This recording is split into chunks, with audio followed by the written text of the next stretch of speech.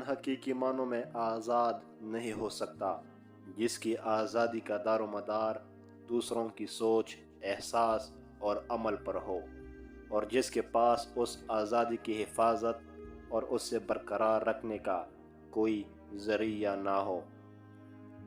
جہاں انصاف سے انکار کیا جاتا ہے اور جہاں جہالت کا غلبہ ہوتا ہے، وہاں لوگ محفوظ نہیں ہوں گے۔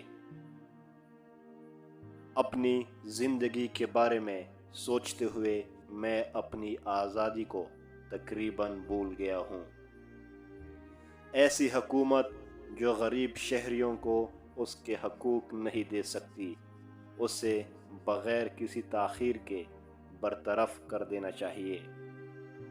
اقتدار آپ کو لینا ہے، آپ کو کوئی دیتا نہیں ہے۔ ہم میں سے ہر ایک کو آزاد ہونے پر شرم آنی چاہیے، جب تک کہ آپ کا بھائی غلام ہے۔ آزادی بے معنی ہے جہاں اپنے خیالات اور اپنی رائے کا اظہار کا حق ختم ہو جائے۔ انصاف کی جدوجہد میں حصہ لینا ضروری ہے۔ آپ یہ توقع نہیں کر سکتے کہ کل آپ کو انصاف مل جائے گا، آپ کو صرف اس پر کام کرتے رہنا ہے۔ آپ ہمیں نیچا کر کے پوچھتے ہو کہ ہم کیوں ذلیل ہیں، آپ ہمارے منہ بند کر کے پوچھتے ہو کہ ہم کیوں نہیں بولتے۔ اقتدار میں رہنے والوں کے لیے ایک سوال ہے۔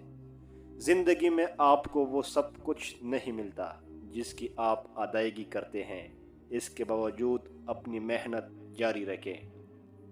قوم کی جان تب ہی محفوظ ہوتی ہے جب قوم دیانتدار، سچی اور نیک ہو۔ ایک شریف آدمی کسی کی توہین نہیں کرتا، چاہے کچھ بھی ہو جائے۔ غلام وہ ہے جو بیٹھ کر انتظار کرتا ہے کہ کوئی اسے آزاد کر دے گا۔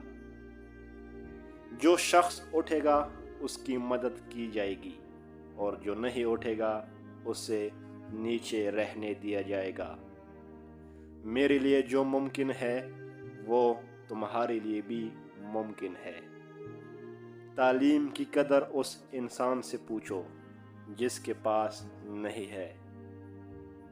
میں کامیابی کو بنیادی طور پر ایک لفظ سے بیان کر سکتا ہوں، اور وہ لفظ ہے کام، کام اور صرف کام۔ تعلیم آدمی کو کسی دوسرے کا غلام بننے سے روکتی ہے۔ جو روح میرے اندر ہے اسے کوئی انسان نیچا نہیں کر سکتا۔ یہ نیچے تب ہوگی جب میں اجازت دوں گا۔ ایک بار جب آپ پڑھنا شروع کریں گے تو آپ ہمیشہ کے لیے آزاد ہو جائیں گے۔ میں اپنے آپ کے ساتھ سچا رہنا پسند کرتا ہوں، چاہے کچھ بھی ہو جائے۔ یہی میری کامیابی کا راز ہے۔ دوستوں، اگر ویڈیو اچھی لگی ہو تو پلیز سبسکرائب کر دیں اور دوستوں کے ساتھ شیئر کر لیں۔